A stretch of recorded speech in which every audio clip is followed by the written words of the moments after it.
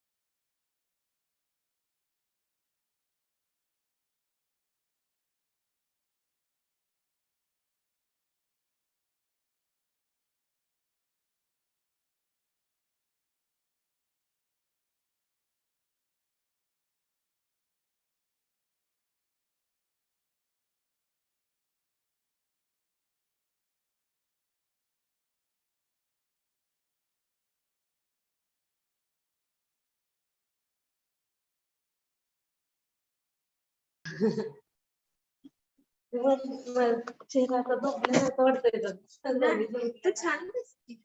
अरे ही बघ की कसं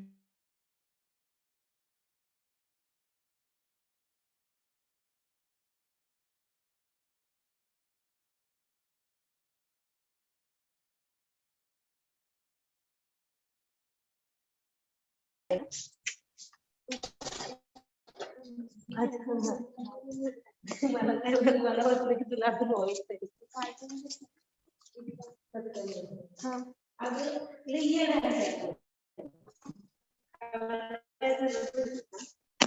आता हे 3 स्टँडर्ड आहेत ह्या मशीनची 3 वॉश 5 वॉश 1 वॉश आणि नन वॉश असे 4 स्टँडर्ड आहेत आणि मग तो काय म्हणतोय आता हे 3 वॉश आहे काही तर 3 वॉश लिहिले का आणि जे नन वॉश आहे ना ते म्हणते नन वॉश नाही लिहिणार लिखणे का उधर स्टँडर्ड लिख हे लेंथ विड्थ मनीष सरांनी सांगितलं ते झालं मी लावले त्याला त्याला नाही लावले त्याला रेफरन्स काय आहे तुझा? पाहिलं मी. इथनं घेतलं कस्टमर वरनं घेतलं. हो पण कस्टमर वर पण एका कस्टमरचे 3-4 प्रोडक्ट असतात. मला ते विचारायचं होतं तुला काहीतरी युनिक करावं लागेल. त्याच्या कस्टमरचे खूप प्रोडक्ट हा सो असं काहीतरी की कस्टमर आणि एक कुठली तरी या सगळ्यामधली अशी व्हॅल्यू जी कम्प्लीट युनिक डेट होईल का एका डेटवर पण तुझं 5 मशीन गेज ते पण असणार same.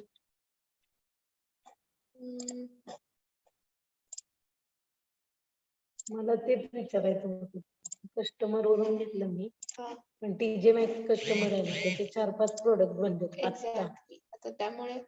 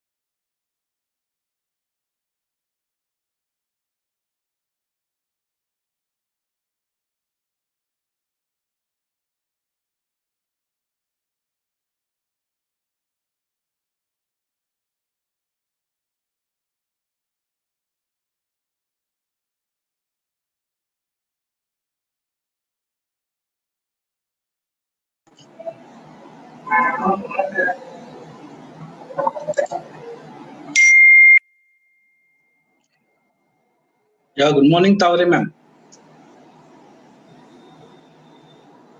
Good morning, sir. So, good morning, students. Shall we continue from Yeah. where we left off yesterday? Yes, ma'am. This is Professor Vinay Chatti. So, shall we continue? Yes, sir. Yeah, please, ma'am. Please. Okay.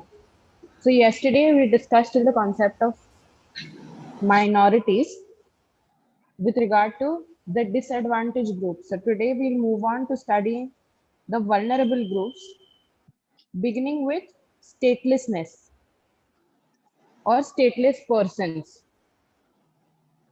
Okay, does anybody know have a general understanding of the term stateless person, what it means?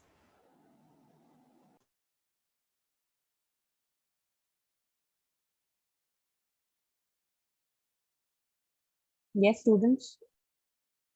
Stateless, without nation, correct.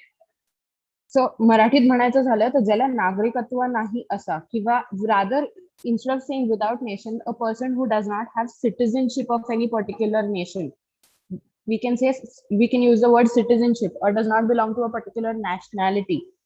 So now when we talk about stateless persons, in accordance with the established norms of international law, that is both the customary and general principles, nationality is an important aspect for an individual to secure the rights and privileges through the state of the nationality. Because now, if you see, the Indian Constitution is the law of the land that gives you your fundamental rights, correct?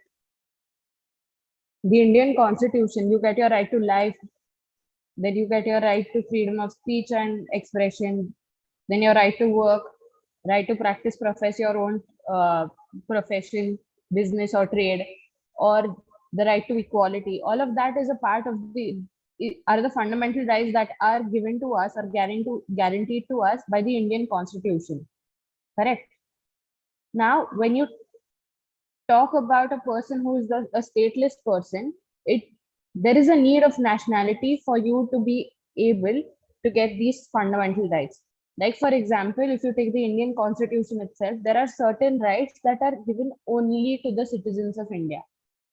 Okay, like for example, if we take Article 15, Article 15 says that no citizen can discriminate on the grounds of so and so. Then even Article 16 talks about equality of opportunity for all the citizens of India. So if you do not have the citizenship, if you're a stateless person, will it not be difficult for you to have these fundamental rights, to have these basic human rights that you need? So when we say stateless persons, a nationality is a very important aspect. So states have an obligation under international law to confer nationality to all the subjects residing in its territory in general or by any other means employed by it. This casts a responsibility on the states. This casts a responsibility on the states under international law to prevent statelessness. But however, due to an array of reasons, millions of people across the globe are stateless, right?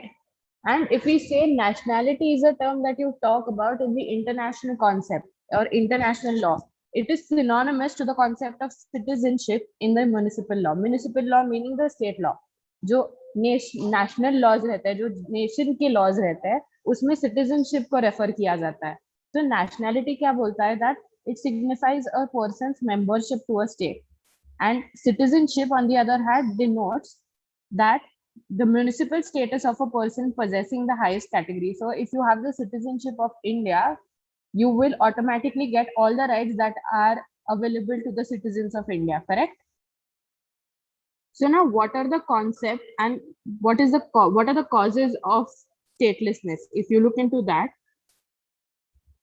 so the concept says that according to the 1954 UN Convention, 1954 UN Convention on Status of Stateless Persons, a stateless person means a person who is not considered as a national by any state under the operation of its law. So basically a person jiske paas koi national, like no country is accepting that person as its own national or as its own citizen, that person is a stateless person. So now the following, even if that is the case, the following do come within the purview of the above definition. Now these include refugees who are under the protection of the United Nations High Commissioner for Refugees,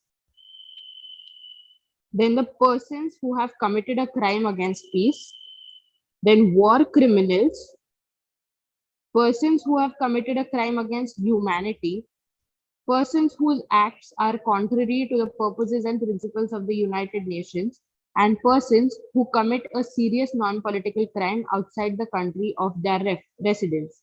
So now these are the people that come under the concept of statelessness. So now when we look into that, there is often a conflict of laws between states. So a person may become stateless either because the nationality is granted by descent in a country in which his individual is born, or maybe when citizenship is granted based on the state in which the parents of the individual hold nationality. तो कैसे होता है इस case में, when there is a conflict of these laws, that person may become stateless, like nationality through descent meaning through your parents, okay, in which you are born, and secondly when the individual's parents hold nationality, wherever they hold their nationality wahan se. So sometimes there can be a conflict between the two that could lead to statelessness.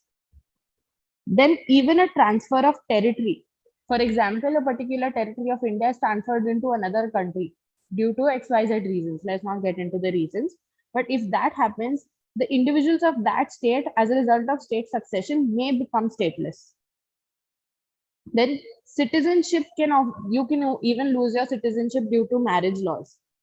Okay, it is possible for that to happen. And then the simplest way of losing citizenship is renunciation. Renunciation means you give up your citizenship voluntarily. खुद से बोलते हो कि किंवा स्वतःहून तुम्ही म्हणता की मला ह्या कंट्रीचं सिटिझनशिप नकोय. So in that case, that you end up becoming a stateless person. Now, when we look into statelessness, we should obviously look at the international legal standards that are given. So according to the available estimates by the UNHCR, there are an estimated 12 to 17 million stateless people that are residing in almost all regions in the world. Estimated 12 to 17 million people are stateless. So nationality is important in bearing an individual's legal capacity. Even for that matter, if a person commits a crime, how will you know which law will be applicable to that crime? वहां पे तुम्हारे nationality, तुम्हारा citizenship also plays an important role. So when we talk about statelessness, we have to look that Article 15 of the Universal Declaration of Human Rights, that is the UDHR, provides that all persons have a right to nationality and that no person shall be arbitrarily deprived of one's nationality or forced to change nationality. Meaning, all the persons in the world have the right to nationality, and without any reason, अगर कोई कुठलंही proper कारण नसेल आणि तुम्ही त्या माणसाची nationality म्हणजे काढून घेताय, or you're depriving that person of that nationality, it is not allowed. It is illegal, basically. So now, to discharge this commitment in 1954, the United Nations adopted the Convention relating to the status of stateless persons. So Convention relating to the status of stateless persons, which was adopted in the year 1969. So now let's look into the important concepts that were taken. So according to the convention, a stateless person is entitled to a number of rights and protection in the territory of residence. So jahan pe, wherever these people are residing, wherever they are living, whichever country that they're living in, they will be afforded certain rights from that country, and they will be given some protection by this country. So now what are the rights that they have? They have the freedom to practice their religious ceremonies and religious education to their children. So indirectly, you can say it is the freedom of religion that is given to them. Then the second thing is they should be accorded same treatment on par with their citizens in various matters. So even if it is a stateless person and that person does not have the citizenship of your country, you should still treat them as a citizen in some, like, as you would treat a citizen. जैसे तुम citizen की treatment या citizen को certain rights will be given, similar level पे उनको भी वो rights देने चाहिए. That is what the second point says. Then it states that no adverse legal effect or treatment to them in various matters in exercise of their fundamental human rights.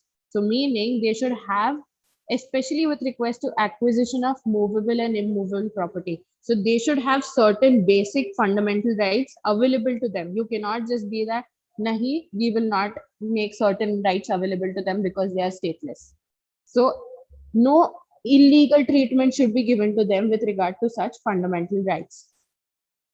Then they need to be permitted to get access to the law and justice machinery of the country. Now, even if you do not have a particular nationality, they should still have the access to the legal mechanism of a particular country. Like for example, अपने यहाँ पे policing ले लो, police, ये like they should get access to the police, law and order case में, या फिर the courts. So that is one thing that they should be allowed access for.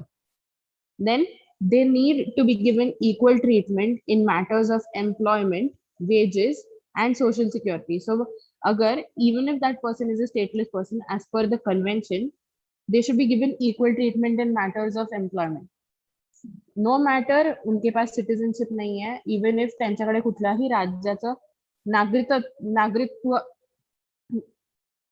नाहीये, तरी पण त्यांना जेव्हा तुम्ही जॉब द्याल, जेव्हा तुम्ही एम्प्लॉयमेंट अपॉर्च्युनिटीज बनवाल, they should be given some rights they should be given equal opportunities and they should be given equal treatment.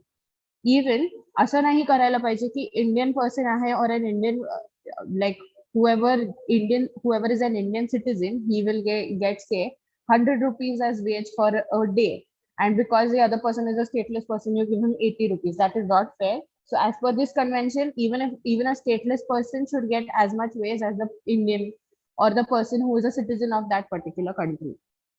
Then they need to be provided with travel documents to travel to foreign countries as per the provisions of law. Now, because they are not stateless persons, they will obviously, there is going to be a doubt with regard to how you are going to have identifying cards or identification methods for them. Like in the Indian scenario, you have the Aadhaar card, you have the PAN card, you have your passport.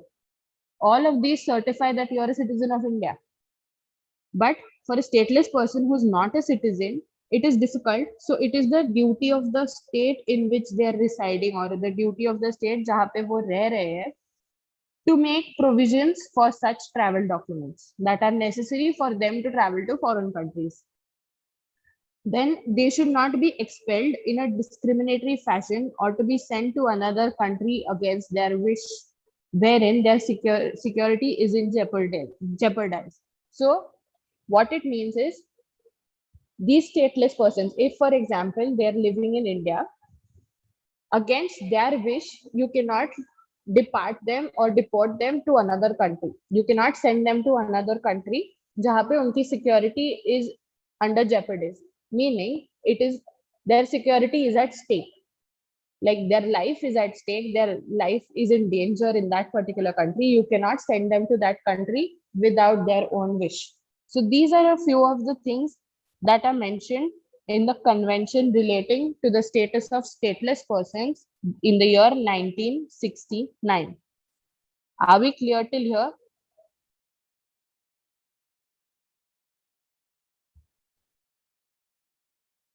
Yes. Are we understanding? Okay. Okay. So let's move on. What are the consequences of now we've seen what statelessness means. We've seen what is the concept of it and who come under it. We've also seen the convention that deals with it. So now moving on, we'll see what are the consequences of this statelessness on human rights. Okay. So in spite of adoption of the convention guaranteeing the rights of stateless persons, these persons often face a number of difficulties in the free exercise of their human rights in the country of residence. So now what are these difficulties that these persons face? firstly, the stateless persons are often unable to obtain identity documents. So, like I told you, international travel becomes almost impossible if you're not able to obtain a passport. अगर आता जर तुमच्याकडे पासपोर्टच नसेल तुम्ही travel कसं करणार आहे? आणि ज्या लोकांकडे राज्याचं नागरिकत्वच नाहीये, ह्या लोकांकडनं तुम्ही काय डॉक्युमेंट्स घेणार आहे? मग डॉक्युमेंट्स नसतील तर परत त्यांचा पासपोर्ट अडकणार, पासपोर्ट नसेल तर ट्रॅव्हल कसं करणार? सो आयडेंटिफिकेशन साठी काही डॉक्युमेंट जे लागतात ते अवेलेबल होत नाहीत ह्या लोकांना. This is one of the biggest difficulties that these people face. And as a result, some stateless people are regarded as illegal immigrants wherever they reside and face legal action by the country of residence.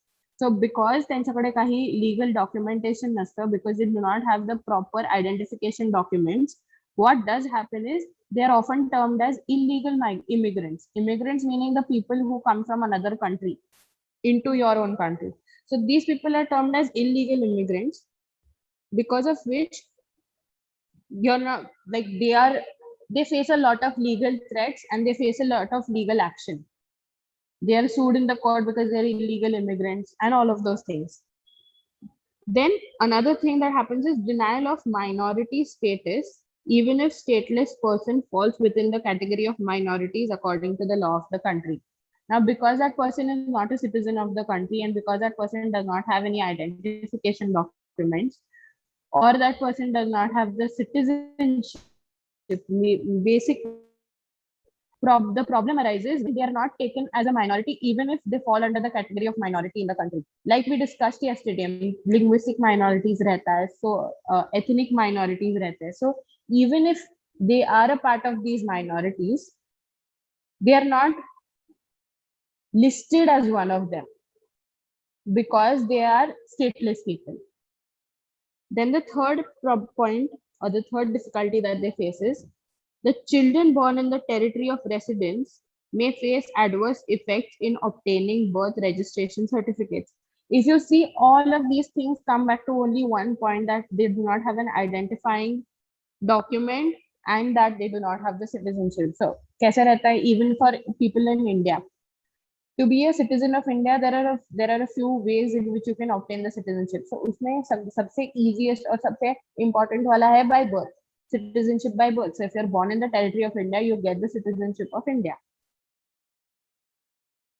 For this reason, even if that person is a citizen of is born in India, he won't easily get it because his parents do not have any state defined character. So now automatically, if you become a citizenship of India, you become a party of the state. You become a person that is responsible to the state and the state is also responsible for you. Now, if your parents are stateless, it will be difficult for you to obtain that registration certificate. So this also happens. This is one of the difficulties that these people face.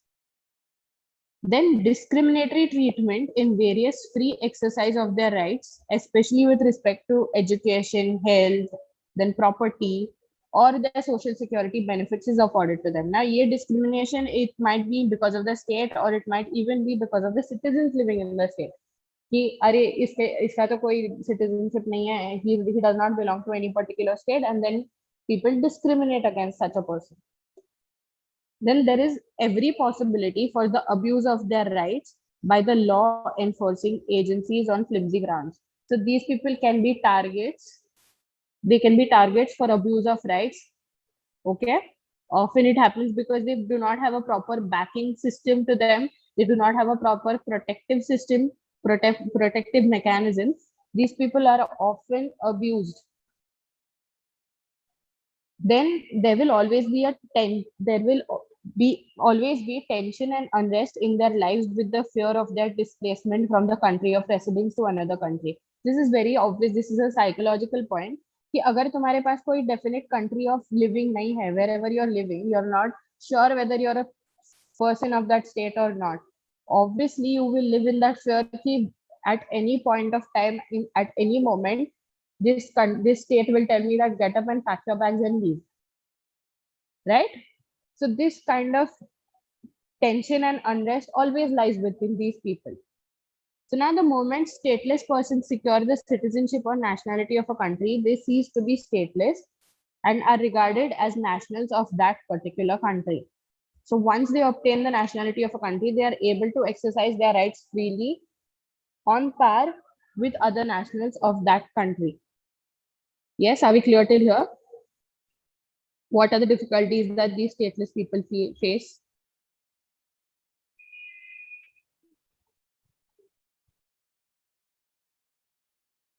Yes. Am I audible? Okay. Okay.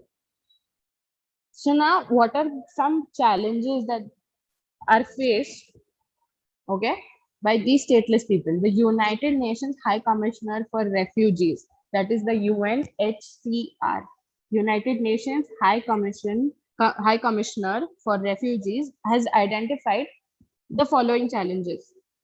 These challenges include statelessness has still not been comprehensively mapped worldwide, and many stateless populations lack the identification documents that would allow this to be corrected. So identification documents na hone ke karan, these people still remain to be stateless and they are not even mapped on the country.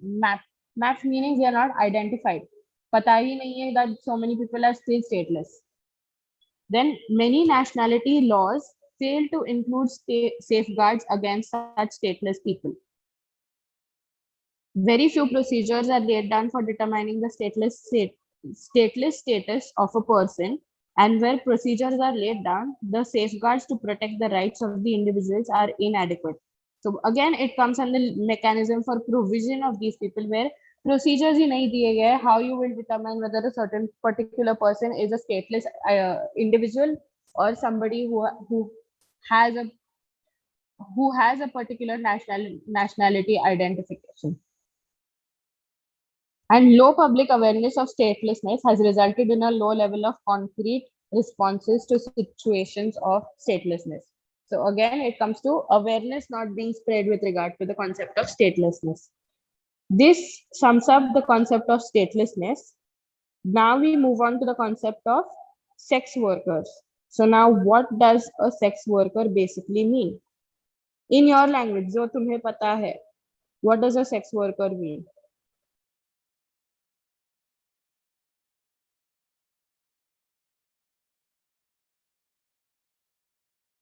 Sex worker म्हणजे काय?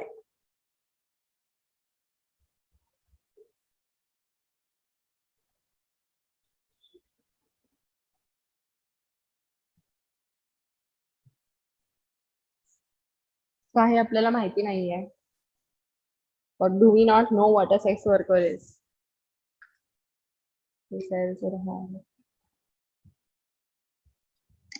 Yeah. So could you please allow the students to unmute if they want to answer? Yeah, sure, ma'am. Yeah.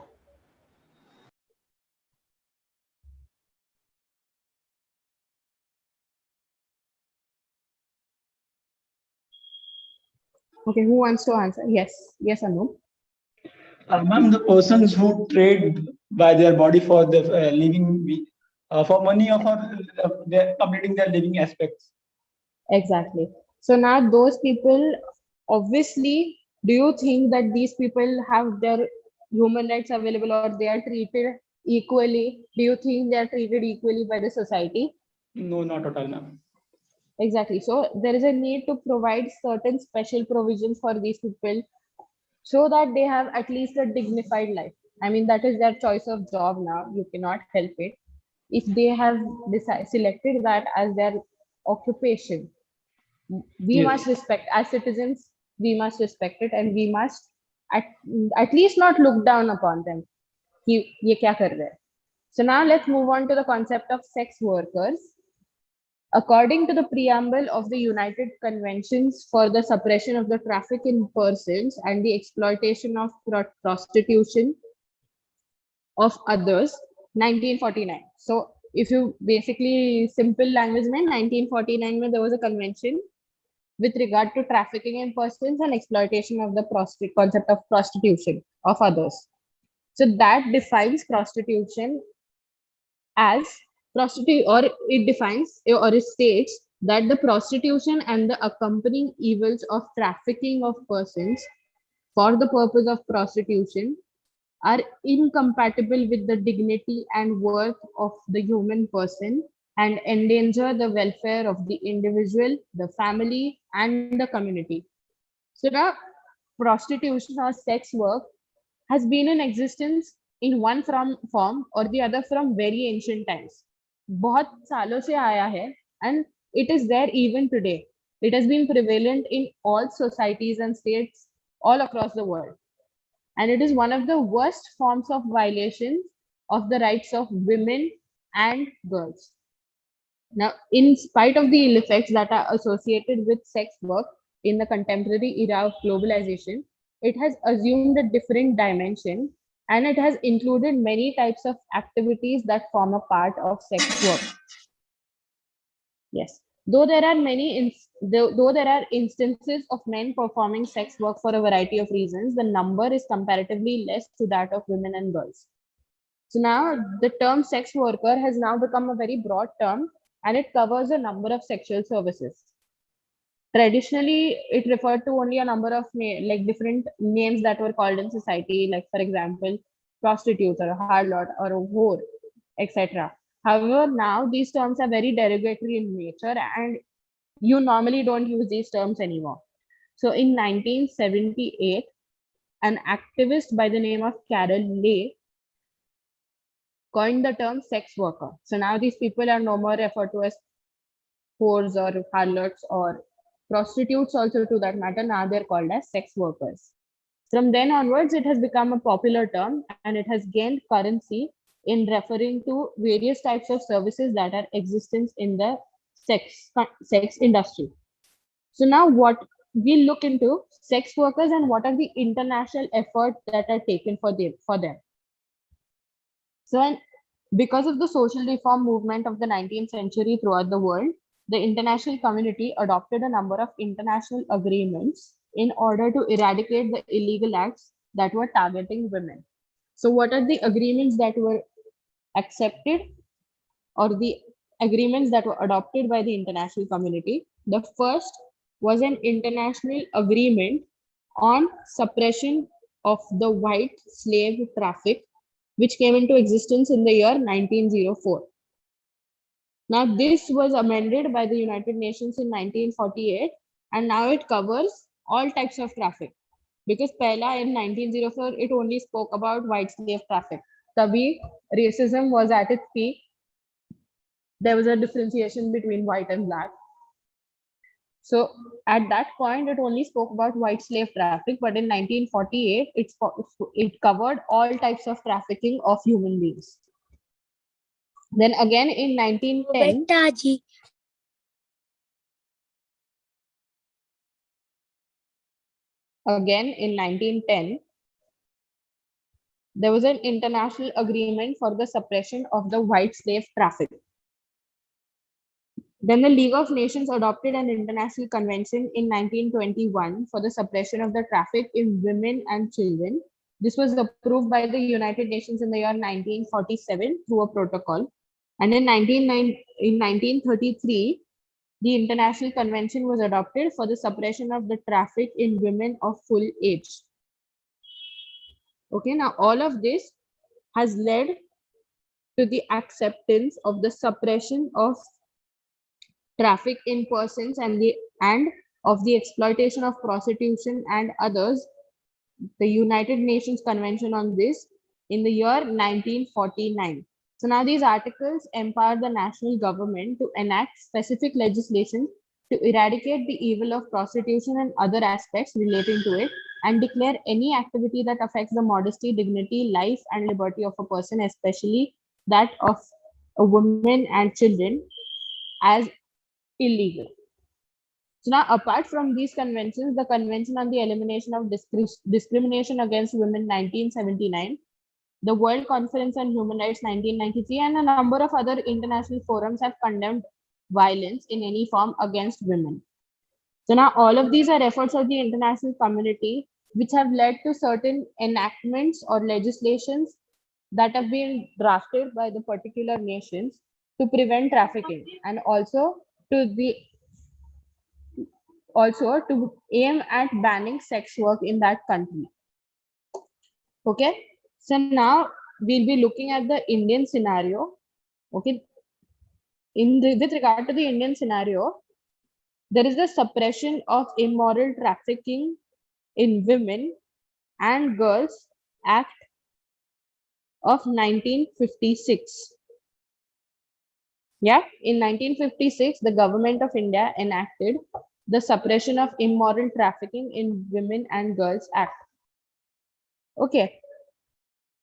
In India, as per your knowledge, trafficking, or say, for example, this prostitution, the concept of prostitution, it has been present in India since when?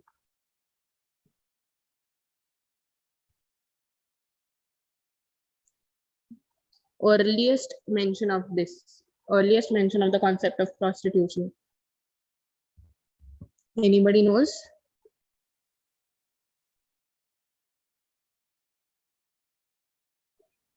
Since ages. Right. So in India, it has been prevalent since ancient periods. If you see among various works, the works of Arthashastra of Kautilya, it comprehensively deals with the position of prostitutes in the ancient periods. In ancient India, for the word prostitute, nearly 250 synonyms were employed. Among all the words, the word Ganika received a widespread.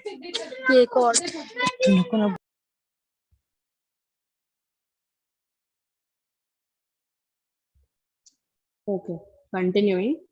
So in the ancient India, prostitution was recognized officially as an economic activity, and these women were paid by the state itself. And in their old age, they were taken care of by the state, and pensions were also paid by the state.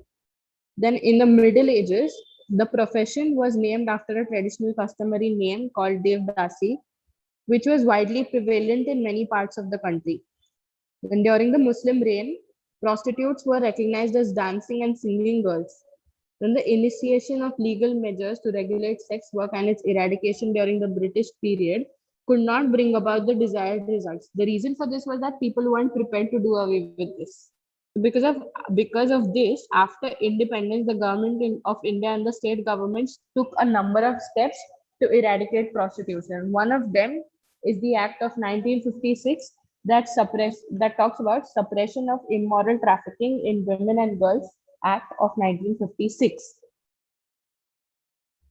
So through the act was extensively amended in the year 1986, and it was renamed as the Immoral Traffic Prevention Act 1956, based on the recommendations of the National Law Commission of India. Now, the government of India, along with the state governments, constituted a number of committees based on the judgment of the Supreme Court of India in the year 1997.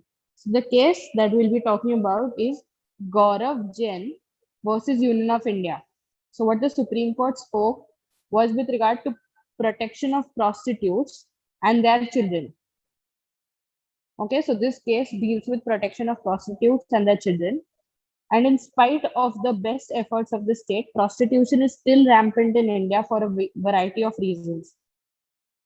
Many of the reasons for why prostitution is still present is it's either poverty, social customs, then there are blind beliefs, then it is existing in villages, maybe bad company, then massive urbanization, and there is a need for villagers to feel that we want to live in the city. So kaisa hota hai, then they come to the city and they're not able to bear the expenses.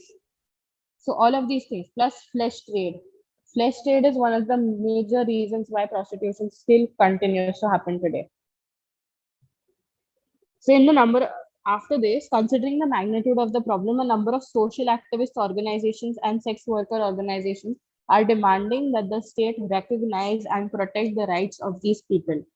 In a number of cases, the courts admonished the law enforcing authorities for excesses in dealing with sex workers.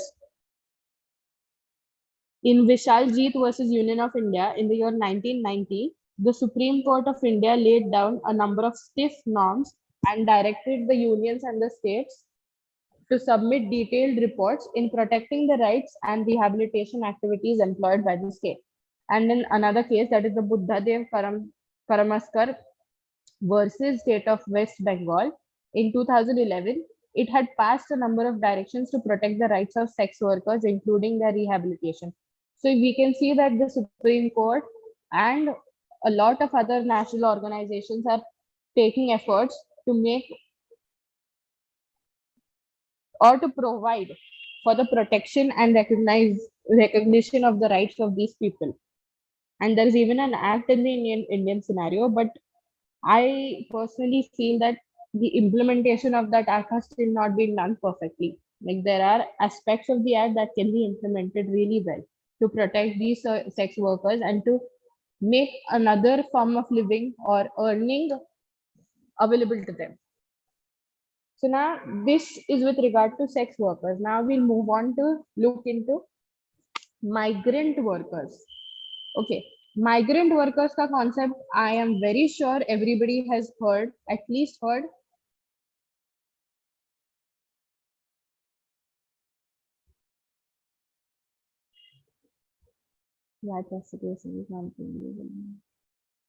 See, the thing is, if you talk about prostitution, making it legal is a very delicate matter because उसके साथ बहुत सारी चीजें आते हैं. Again, protecting these people, because when personally, if you ask me, yeah, personally, if you ask me, yeah.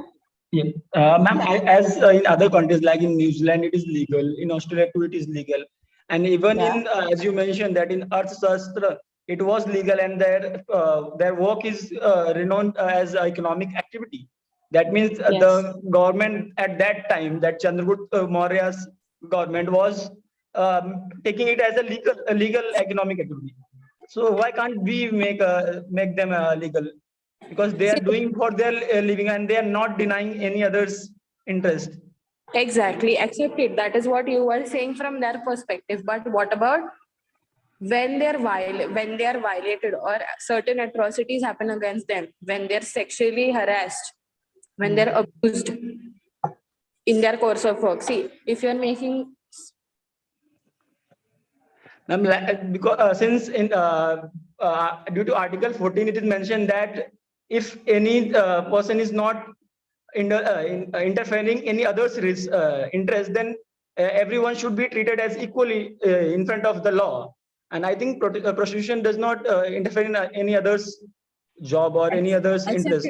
That is from, see, that is you're saying as a complete aspect of working, right? You're saying that yes, Satyaj, it is a policy matter, but see, unless it comes from the public, it cannot completely be a policy matter. You cannot make policy cannot officers cannot be said that it can be a policy matter. It's our view. We are living in democracy. We're just discussing, and with regard to this, I will just simply ask you one question: that what about their rights? See, even when we talk about sex workers right now, there are some people who are voluntarily doing it, but there are some people who have been trafficked into it and who have been forced into it. And getting those people out of that system, providing for them, is very difficult. And the thing is, this racket is so much more and widespread than those who are voluntarily conducting this activity. See, if it was a voluntary thing and only based on that, then yes, you can say that it is their profession. But on the other aspect, what about those people who are being forced into it? And all the illegal trafficking that happens as a result of this. So it is very difficult. It is a very, like I said, it is a very delicate matter. That just you cannot just put it into like four walls and say, ki, no, this is how it should be. The act should give this, it should provide for them, like it should provide for prostitution as a profession, it should be legal. It's not that simple. Because उसके बाद बहुत सारी चीजें आते हैं. Like for example, prostitution में, what if the prostitute ends up getting pregnant? उसके child का क्या? Who will maintain the child? Who will look after the child? who will provide for the child.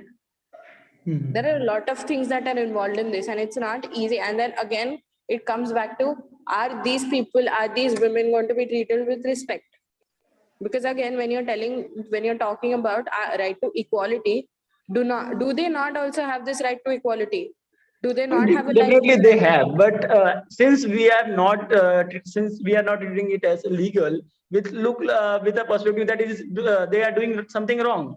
When it Okay. will become illegal, I think the All those who public live will in just. Pune already know about the area where such prostitution occurs in Pune itself. Right. But see, if you're saying because it is not legal, this is the case. Now, if you make it legal, okay, if you make it legal, a lot of the women, see, if you ever get the chance, please look at the documentary, please look at how these people end up getting into prostitution. Most of them have been trafficked into it at a very young age, and because abhi kaise ho gaya, because they've been trafficked into it at a very young age, now they do not have another means of employment. They do not have any other means of earning. Because of this, if at a young age they're given an option ki this is one choice, this is the other choice, obviously most of the people will go for the other choice. So if you make it legal, again it comes down to constant, इसके लिए provisions भी रहने चाहिए. You should constantly have the availability of such prostitutes. Okay. And it is Thank you. like, when you take up these small children, then when you talk about legality of prostitution, then you cannot take up or kidnap people and put them into it, right? You cannot force No, them to. no, I'm not saying about that trafficking. Trafficking, I think it's a whole different with respect to prostitute. Yeah, but The again, profession is someone who is above 18 and doing something, performing some job. accepted. And So even someone who is below 18 and they are forced to do anything, irrespective of prostitute or any to job, then that, it's see what trafficking. is right. I completely agree to whatever you're saying, and to that extent, there was a case of Kajal and others versus the state of Maharashtra, wherein it held that prostitution per se is not a crime, as per the provisions of the Immoral Traffic Prevention Act of 1956. Right. In this, the court, while ordering the release of three young women sex workers detained at a corrective home for almost a year now, observed that prostitution is not a criminal offense and women have a right to choose their vocation. Right. But again, the consent of the women is an important part that should be taken into consideration. Her consent and her will also. So now, Right. this, again, when I'm telling you, when I spoke, whether the society is going to accept the concept of her consent, the concept of her will. अपने यहाँ पे illiteracy is so high, rural population देखा जाए, ये consent वाली बातें और everything that has come down till date, the concept of consent is not accepted very well in the society. So the day that this concept will be accepted, maybe then we can think of making this as a right of profession. Do you agree? Ma'am, but can we just stay like something will happen, then we will do something? I don't think that is the right way. That someday the people will understand that the consent is the really matter of choice. Then we will go ahead. Already the High Court has made up an announcement in this regard. The High Court is saying that it is not a crime per se, and they have their right to profession. They have the right to choose whatever profession they want. The High Court is already declaring that. But when I'm saying, when you want to provide yes, is somebody saying something?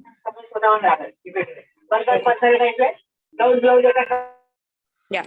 So the only thing that what I am saying is, from the implementation point of view, बोल दिया, legislation कर दिया, बोल दिया कि right है. It is a right, you can practice this as a profession. But when you implement it, you have to think of all the forms or all the things that will happen post it, right? Right. Rights के साथ कोई duties भी आते हैं. That's what I'm trying to explain. Definitely. No right comes without a duty. So even if you give that right, there will be some duty on somebody else. The day that we're able and capable to take up that duty, Only that day we'll be able to give that right to them, the proper right to them. Right. Okay. Yeah. Yes, ma'am. So now moving on, we'll be looking into migrant workers. Just a minute, ma'am. Someone is want to join. Can you please let them add? Vivida Gandhi want to join, ma'am, please. I am not the host for this, so I do Okay, not okay, have ma'am. that. Sorry, you can continue. Sorry, ma'am. You can. No, that's okay. You will have to request your authorities. Mr. Anup, I'm admitting all the participants. You don't worry about it and don't Okay. disturb NAM. So I am here to conduct the activity. Okay. Okay. Yes. Okay. So now we'll be continuing with migrant workers. ये migrant workers वाला concept तो सबने सुना होगा. COVID के time पे there was a huge issue with regard to migrant workers.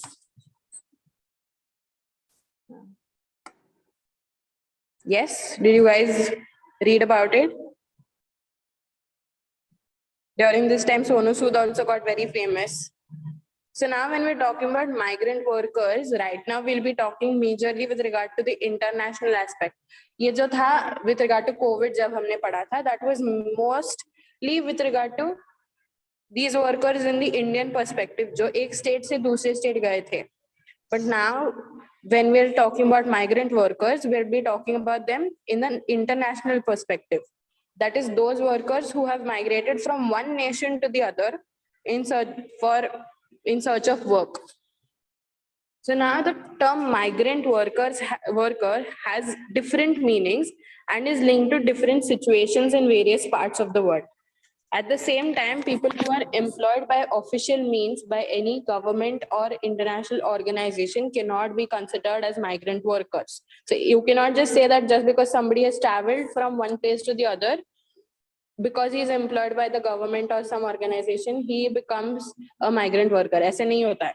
That person is to be traveling for reasons like he's in search of work. Such a person will come to be known as a migrant worker. So industrialization, along the growing pace of economic globalization, poverty and social conditions has led to the increase of migrant workers. And according to available estimates, there are about 214 million migrant workers in the world. And out of these, around 25% of them do not possess any kind of status. So now we'll be looking at the international efforts taken for these migrant workers. So whenever a person migrates, his human rights obviously are affected in different manners. Now, among them, the irregular migrant workers face severe adverse circumstances while exercising of their human rights. So among the various documents, Migrant Workers Supplementary Provisions Convention 1975 is a very important document. So what the document states is that according to this convention, it is the basic obligation of nation states to provide opportunities to migrant workers and to protect their rights. So basically, this convention provides for the protection of their rights and also for them to provide equal opportunity and equal treatment to these migrant workers in matters relating to employment, social security, and other cultural rights. Now, this also ensures that the state is under a legal obligation to protect and enhance the rights of the workers, families of these workers, and to provide all the individuals freedoms that lawfully need to be exercised by its nationals. So obviously, इसमें क्या-क्या आ गया? Right to freedom आ गया, right to employment आ गया, or rather right to equal opportunity and treatment with regard to employment आ गया, protection of their rights आ गया. So all of these rights are to be given by the particular state. This has been made an obligation under the Migrant Workers Convention 1975. Then in 1990, the United Nations adopted an international convention on the protection of the rights of all migrant workers and their families. So the convention came into existence in the year 2003. It was adopted in the year 1990, but it came into existence in the year 2003. The convention has almost 93 articles. It has not advocated any special rights, but it puts an obligation upon the state parties to take care of all the human rights that are guaranteed in different international agreements. So again, यहाँ पे migrant workers के जो human rights है, they are to be guaranteed and safeguarded by the particular state. So now we'll look at the concept of migrant workers in the aspect of India. So now migrant workers include non-nationals who move from other countries to India or citizens who move from one state to another to seek work. So there are two aspects, एक international है और एक national है. International when they're moving from one country to another country, and national when they're moving from one state, that is the state of their residence, to another state. Why are they moving? Is to seek work. So in India, migration has taken place. Just give me a minute.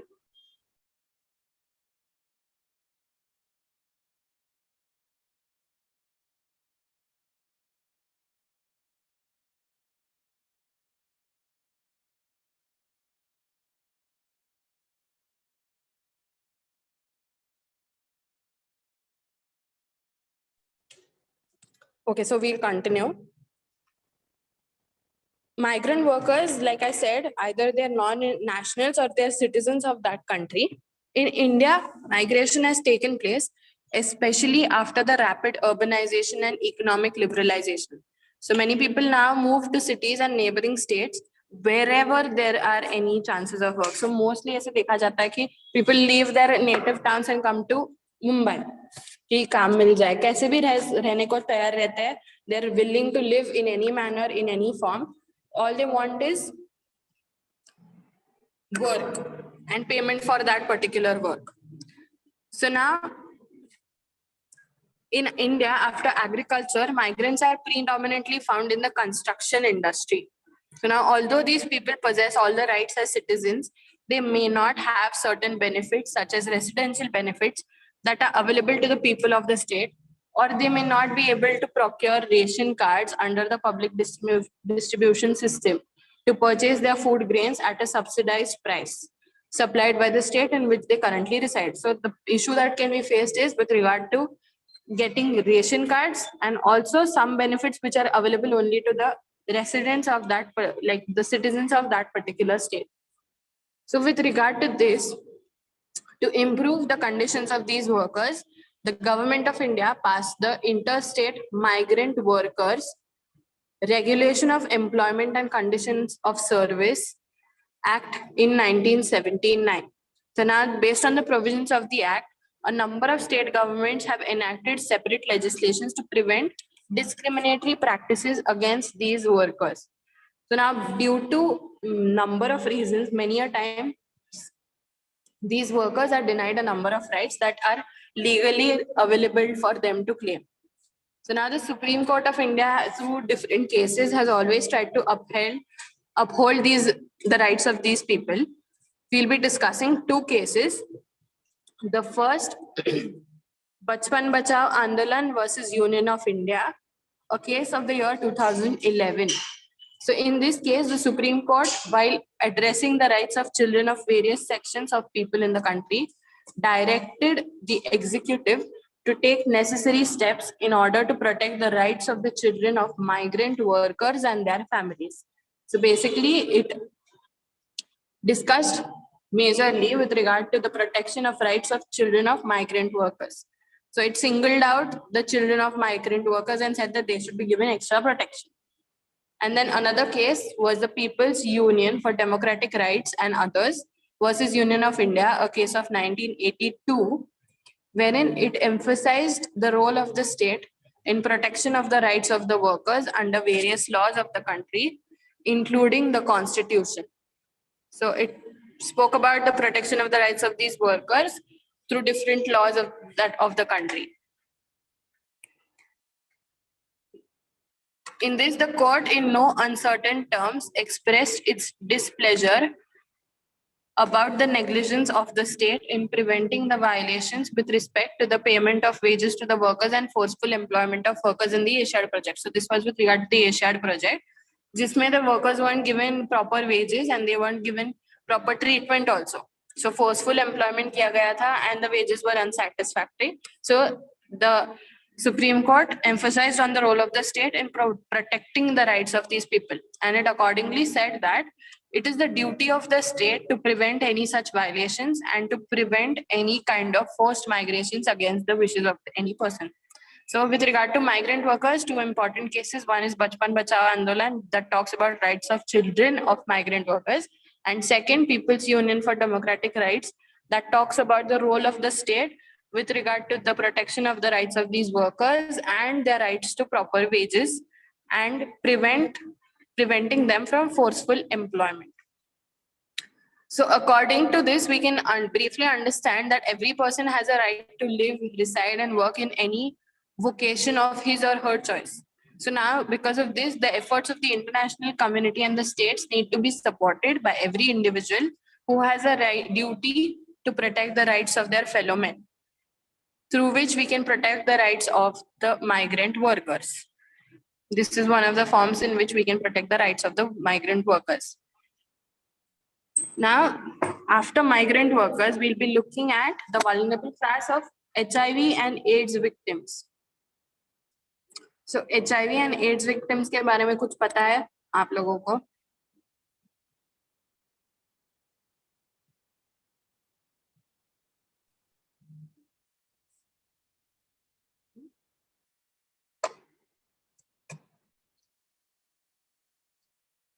Yes. So now we'll be talking about the vulnerable class of people, that is the HIV/AIDS victim. In this, the human HIV basically means the human immunodeficiency virus, and AIDS means acquired immune deficiency syndrome, which is a serious disease that has been discovered in the year 1981. Till date, no definite cure for this has been found. Efforts are on to invent a cure for this particular disease. And according to the United Nations, the disease affects more than 60 million people. In this, around 50% of the people affected by the disease have lost their lives, and around 36 million people in the world are living while they're suffering from HIV or AIDS. Now, the disease normally contracted through unsafe sexual relations and other means such as unsafe blood transfusion, etc. Now, taking into consideration the magnitude of the disease and its effect on the human rights of these people, a number of human rights organizations started their work in this area since the year 1981. So with regard to this, firstly, we'll be talking about the international efforts taken with regard to this. So the international efforts are that the United Nations, in order to prevent discrimination shown towards the HIV/AIDS patients across the world, adopted a number of declarations and started working through a number of its specialized agencies. So among the various organizations, there was this WHO. What is the WHO? World Health Organization. Yeah. So the World Health Organization is one of the most important one that has undertaken a number of efforts to help these victims. So the World AIDS Day, in order to promote their rights or to create awareness among different sections of the people, the December 1st, 1988 was declared as World AIDS Day. Now, the Economic and Social Council, considering the work of various organizations to provide a unitary mechanism for better coordination between them through a resolution in 1994, recommended to the General Assembly to establish a specialized agency with regard to for basically tackling with the issues that come out of AIDS and its effective manner. So now, based on the recommendations, the United Nations in 1996 adopted the UNAIDS, that is UNAIDS, a joint program to coordinate the activities of various organs working in this area. So since then, the UNAIDS adopted a number of strategic plans to tackle the dreaded disease. To extend support to the activities of UNAIDS, in a special session in 2001 on HIV/AIDS was conducted by the General Assembly, in which the member states of the United Nations agreed to submit periodic reports on the various activities undertaken by each country to tackle the disease. In the year 2000, the UN recognized the disease and placed it as one of the Millennium Goals of the United Nations to control the problem and to protect the rights of these people. So what are these United Nations goals? So the UN AIDS Strategic Goals Plan for 2015 were as follows. Firstly, to reduce sexual transmission of HIV by half, including among young people, men who have sex with men, and transmission in the context of sex work. Then to eliminate vertical transmission of HIV and AIDS-related maternal mortality reduced by half. Then to prevent all new HIV infections among people who use drugs. Then universal access to antiretroviral therapy for people living with HIV. Then to reduce tuberculosis deaths among people living with HIV by half. Then to oversee that people living with HIV and households affected by HIV are addressed in all national social protection strategies and they have access to essential care and support. Then countries with punitive laws and practices around HIV transmission, sex work, drug use or homosexuality that block effective responses to be reduced by half. Then HIV related restrictions on entry, stay and residence to be eliminated in half of the countries. Then to see to it that HIV specific needs of women and girls are addressed in at least half of the nations, and zero tolerance for gender-based violence. So these were the goals that were given under the UN AIDS Strategic Goals Plan for 2015. Now, what are the human rights violations faced by the HIV/AIDS people? Now, people living with HIV/AIDS face a number of serious violations in the exercise of their various rights. It is denial of health care and treatment, then denial of and removal from employment. Then there is lack of access to information. Then there is lack of access to legal remedies. They have a lack of strong support system, including their friends, family, spouses, and relatives. Then there is discrimination against those children whose parents are suffering from the above disease in various matters, including education. So often during their education period, these children are discriminated against. Then denial of a number of services in the society, etc. Now, these are the human rights violations that are faced by the people. Now, what is the national scenario with regard to HIV/AIDS in India? In India, the first case of HIV/AIDS victim was found in the year 1986. Okay. The first case of HIV victim was found in the year 1986. Now, according to the Family Health Survey 3, 2006 of the Government of India, around 2 to 3 million people are affected by the disease. Around 2 to 3 million people are affected by the disease. In the national average, people living in the urban areas are more in number. People living in the national average, people living in the urban areas are more in number who are suffering with the disease compared to that of the rural population. Now, the Government of India, even before the increase of the patients suffering from this disease, as a preventive care in the year 1987, it launched the National AIDS Control Program. So we found the first case in the year 1986, and in the year 1987, India had already launched the National AIDS Control Program. The objectives of the program were covert surveillance, blood screening, and health education. Now, considering the increase in the rate of infections among the population of the country, in 1992, the National AIDS Control Organization was started. So now in 1987, we had the program, that is the National AIDS Control Program. And in 1992, when the rate of infection was seen to be increasing, the National AIDS Control Organization came into place. The aims of the organization are to oversee the formulation of policies by various states and the government of India. Prevention work and control program in combating the HIV/AIDS is also to be taken up by this control organization. And apart from this organization, the National Institute of Health and Family, that is the Health and Family Welfare, that is the NIHF.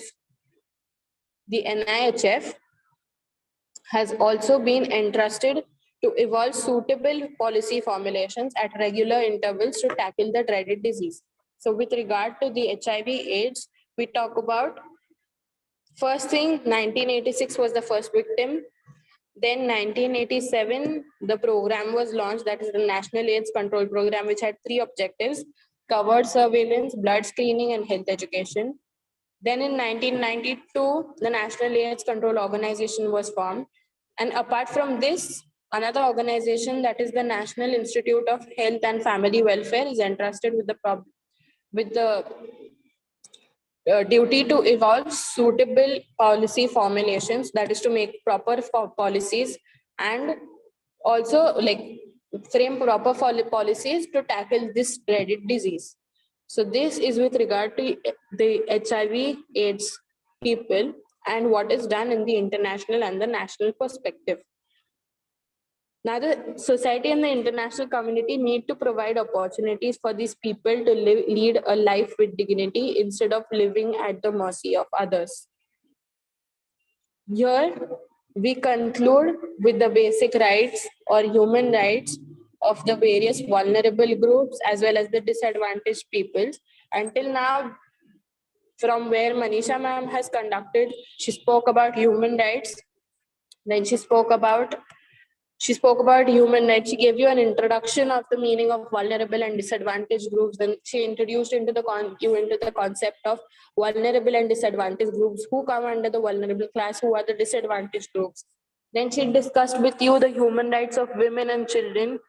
With regard to women, she spoke about human rights and women's rights, the international scenario, then what were the world conferences on women, when is International Women's Day celebrated, the national standards and the national policy for women. With regard to children, she spoke about child rights, then what are the efforts that are taken by the international community, then what is the Convention on the Rights of Child, that is of the year 1989, CRC.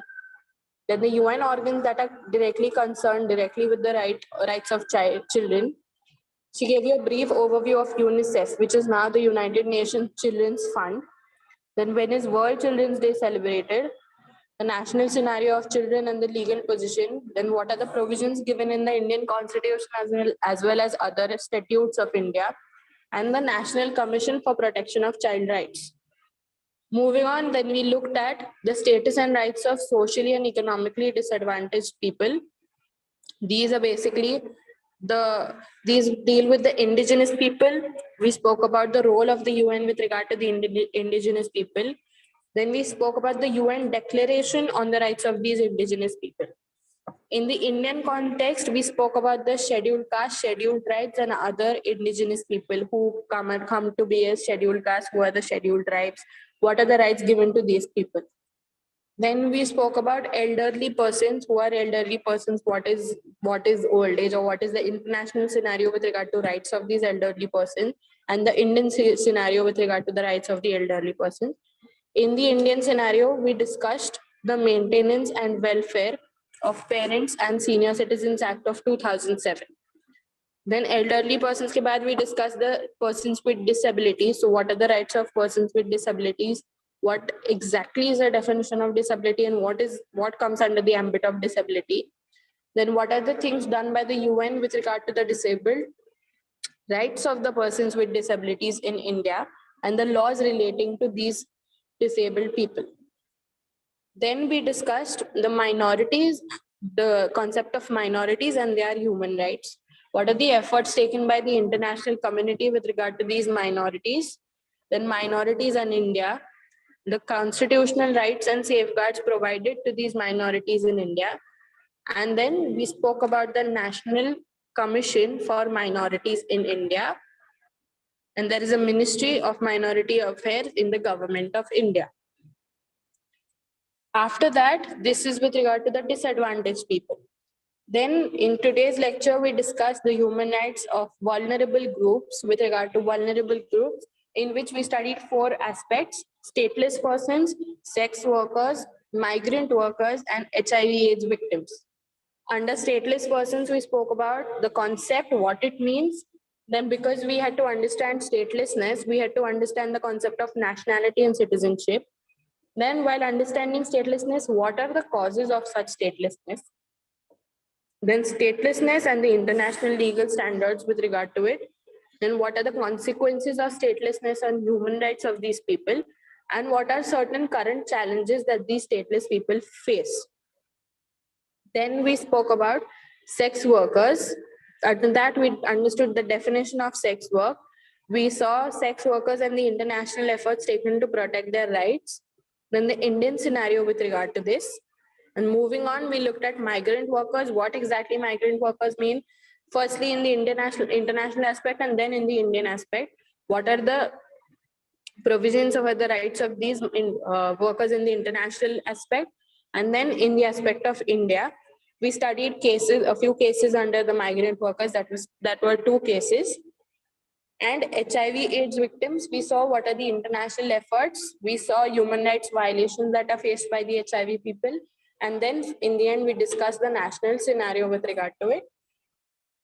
So till here, does anybody have any doubts?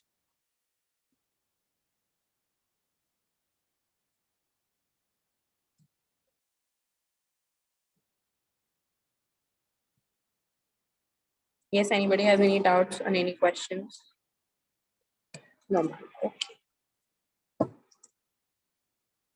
So this is your entire syllabus for human rights has been wrapped up, and the lecture is concluded if nobody has any other doubts. Yeah. Can we get a Pardon? I could not hear you. can we get the PDF of today will- and yesterday? Yeah. So see, a common PPT has been shared with the respective faculty from your college. I will just have a word with the madam, but however, we've already shared the concerned PPT. And I hope everyone has understood everything with regard to human rights. Okay, ma'am. Yes. Thank you so much for this opportunity. And it was a pleasure Yeah. taking the lecture. Thank you, ma'am. Thank you for sharing such a wonderful information and knowledge. And thank you once again. Thanks a lot. So much, sir. Thank you for this opportunity. Yeah. Thank you. Thank you, students, for joining. So let's stop over here. Thank you. Sir. Thank you so much. Thank you, Thank you ma'am. so much for listening so patiently. Thank you, ma'am. Thank you, ma'am. Thank you, ma'am. Thank you.